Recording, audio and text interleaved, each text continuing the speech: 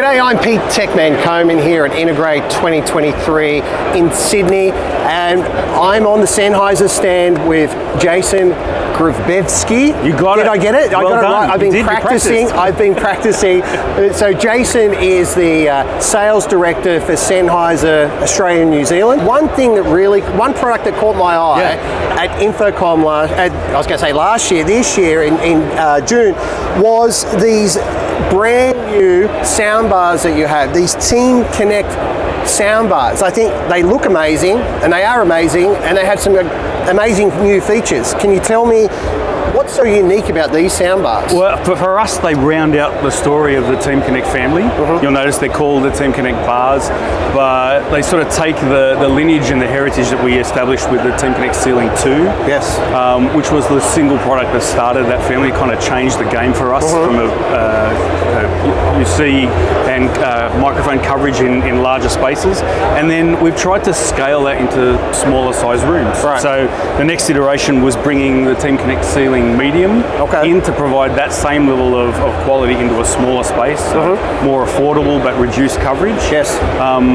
So it's not just the large room that's being able to be talked about, but then the next layer was what do we do with those small and medium sized spaces, right? And the TeamConnect bar was the next logical choice of form factor for us to take.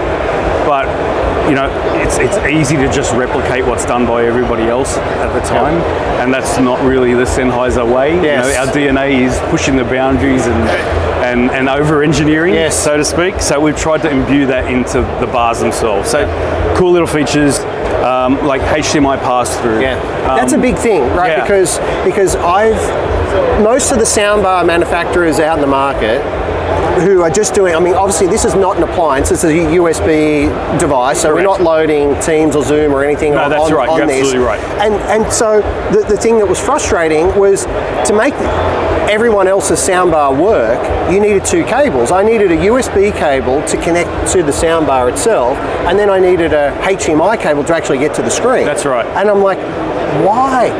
And I kept saying to all these manufacturers, can you please give me one cable, USB-C cable, HDMI pass-through, job done. And Kai from Sennheiser, where is he based in Germany? So Kai's based in Hanover. He's the head of product for business communications. Yeah, so he came out and we caught up in New York, and he's like, oh, I've got this new soundbar, and I'm like, well, this is what I want. Does it have HDMI pass-through? He's like, yes. Does it have Dante? Yes. And I'm like, this could be the perfect soundbar. And I love it. I absolutely love the styling, love all the features, and you built in Dante as well, which is fantastic. That's right. I mean, and we want to be able to leverage the suite of microphones that we've got to expand the coverage. You know, often you see the soundbars, the mixophone expansion, if the room goes, the coverage is beyond what the device itself can pick up. You're kind of a compromise solution of a low-cost microphone to extend. Why not take the products we have in the suite and give the option of a real beamforming array that can be deployed into these spaces if they scale up beyond what the bar is capable of itself. But the other layer is that Dante's the ability to provide an output. Correct. Right? Yeah. A lot of these spaces need that output for hearing augmentation, or even just to provide a feed out for some other overflow or for recording, for instance. Yes. You have that option with the bars themselves as well. For me, all the rooms that I'm designing they're all Dante. Yeah. Like I've got Dante, whether it's a Dante microphone or I got Dante speakers, everything's Dante, so it makes total sense to actually have not just the USB, which is a given, but to have the Dante as a supplementary transportation protocol. Yeah, that's right. I mean, why not leverage the infrastructure that's there? 100%. I mean, especially with the small, which is PoE powered, PoE plus powered. I mean, theoretically, all you need from a power supply and a connectivity perspective is that Ethernet cable that's running.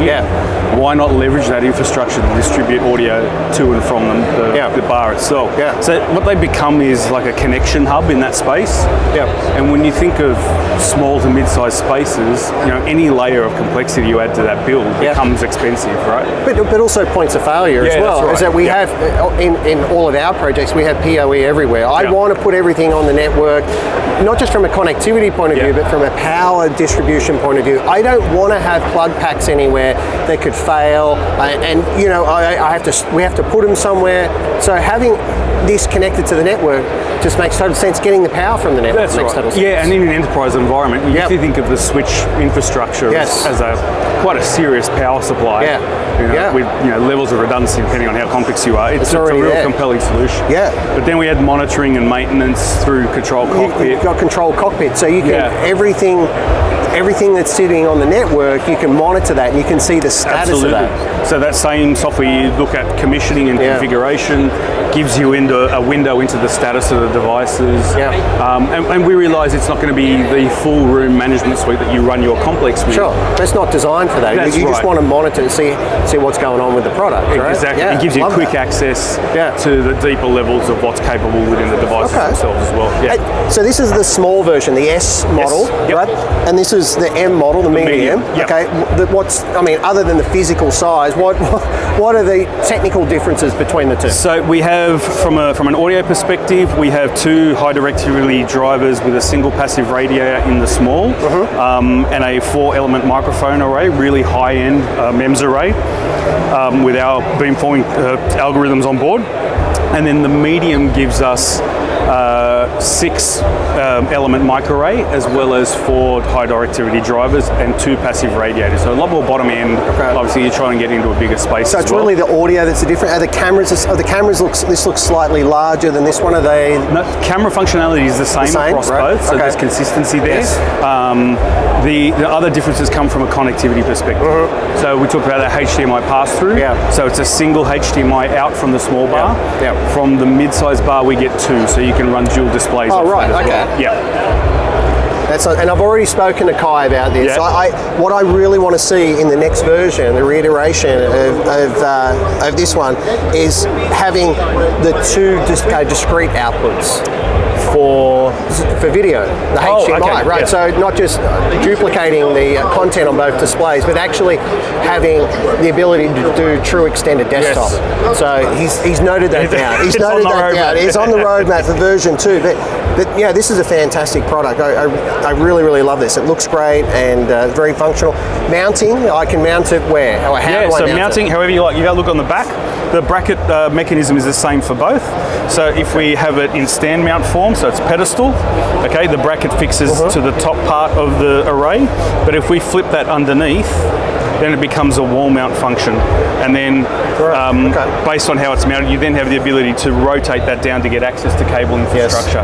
So it's a real practical bracket. And it holds, it's firm, it's not going to sort of sag over time. And we also have a Visa mount adapter plate that will work. So you can attach it to like the underside of the display or even at the top of the display. Excellent. Other difference is network connectivity between both. I noticed this had 2 ports on it. That's right. So single port for the small one, and that is PoE to power the device. The larger one needs external power supply. But there's a couple of reasons for that as well. So there's the 2 Ethernet ports. It can be run as control and Dante over a primary port, or we can segregate that so that we can get control of the device and then Dante segregated if it needs to run off separate switch fabric. We can do that with a small one over that single port, but with a VLAN tag on the Dante. But this also has the ability to connect these directly to the medium and act as a PoE source. So we're not having to go to an external switch. We can just bring these external devices to expand the coverage, all directly connected in through there. So again, it's simplifying that installation of multiple layers. It's really cool. That's awesome. So obviously the team, this particular microphone in its first version wasn't Dante, but then you brought out the TeamConnect 2. And you added Dante to it. But since then, so this has been around for a little while now, right? It has. Quite a number of years. But now this is a fairly new product, this one here. That's right. So TeamConnect sitting in medium. Here you see it in black. It's available in white as well. The TCC2 covered the larger spaces, but we had situations both from a cost and coverage perspective where maybe one TCC2 was not quite enough for a really long space, for instance, or we didn't need the amount of coverage that TCC2 provided economically. So this gives us coverage into a mid-sized space, but it also says, hey, we're was on the edge of coverage for a TCC2, I can now potentially look at multiple TCC-Ms at a similar price point, but give me that extended microphone direct field pickup of those participants. Okay, so it's basically just a cut down version of this. Yeah. So from an integration perspective, the workflow is exactly the same. Got it. No difference. So anybody who's comfortable with TCC2 can migrate into TCC-M and have that experience running real easily. Got it. Got it. And I noticed you've got a smaller microphone on display here. Tell me about that. What's the model of this one? So that's the TC ISP, the TeamConnect Intelligent Speaker. Okay. So that's a wired device. That's a collaboration between ourselves and Microsoft as part of their Teams Intelligent Speaker platform. Yep. So this gives us 7 beamforming microphones. It's a loudspeaker as well. Built into the bottom. That's right. So it's a conferencing device. Capacitive touch mute on those. But it also enables the expanded functionality within the Microsoft Teams room. So this gives us the ability to have live transcription of individuals if they want to set up their voice profiles within Teams. So often you'll run your Teams call and you'll have room 237 as the single transcription. Right. So with the voice profiles enabled within Teams rooms, then those participants that are in the room can have their individual transcriptions annotated within those notes. That's cool. Yeah, and then and that's support just because of the beam tracking, like the Not only that, it's also the functionality within the platform that's part of that collaboration with Microsoft and the Intelligent Speaker platform. So this is the TeamConnect family that you have, right? How does all this sort of come together? Like how does it all link up to one another? So if we kind of go around the other side here, so this kind of tells a story from a connectivity perspective. When we look at let's say a small to mid-sized space, leveraging the TC bars, right? We have our point of connection to the television, but then through Dante we have the ability to bring those expanded Dante devices. So this is a decked transceiver. Correct. For 2 or 4 channel, right? That's right. Yeah. Okay. 2 or 4 versions channel. of 2 or 4. And it's Dante. Yep. That's Dante, right? So all this is all operating on the Dante ecosystem. Absolutely. Here. And again, we have the ability to power that device from the TeamConnect Ceiling Medium. TC Bar Medium. Is this PoE as well? That is PoE as well. Yep. Okay. So as with these devices, perfect. These ones, TeamConnect Ceiling Medium also has the ability to pass through PoE. Okay. So if you bring PoE Plus into the first unit, then it passes on PoE. It takes what it needs and then passes on. Exactly. And so we can power up to 3 in that chain. So simplifying that connection process. Awesome. But it just really tells the story how you can build and scale the system. So for you've got a room combining situation, you may need extended coverage, then you just bring that TCC-M into the bars, and you extend the possibilities of what it's capable of. So is there an option, like, so you've got the TeamConnect bar here, and then we want to add some supplementary microphones to the system. If you put the supplementary microphones in, do these microphones stop working, or do they work? Are they working parallel? Yeah, so we're going through that process of where that balance is. You'll have the ability to either disable those or set a relative mix between them based on the situation. Again, those can be reconfigured based on the state of the room, for instance. So again, through the control layers, through Control Cockpit or through external third-party control, you can change what that relative mix may be based on the scenario of the room. Yeah, that's awesome. I love it. Look, it's a great solution. I'm sure you probably got some other products on the roadmap. That's exactly right. Are we going to see a large? We've got an S and M. When's the L coming? Is there an L? A large is a hard room to define for that type of product, right? Yeah. And you kind of sit on what requires a bespoke solution rather than something integrated into a box. But we had a large on the show floor. I know you had an extra large. Was that big enough for you? It was probably a little too large for most venues, but no, it was impressive. It was very impressive. Look, that's awesome. I love what you're doing. Not only have you've tied all these together. You've got this ecosystem happening. You've got the Control Cockpit software to back it all up and monitor it. I think it's great. I think it's really, really good. good. Thank so you. if people want to find out more information, like where's the best place to go? Sennheiser.com. Yeah? Yep. Go to the business section. Sennheiser for Business will take you to the entire suite of products. All right. And if they're in Australia, they can reach out to you or your team? Absolutely. So the business communications team has coverage all across Australia and New Zealand, as well as technical support and high-level application engineering. The team's ready. They're well versed in all our products at a high level. So happy to support. Awesome.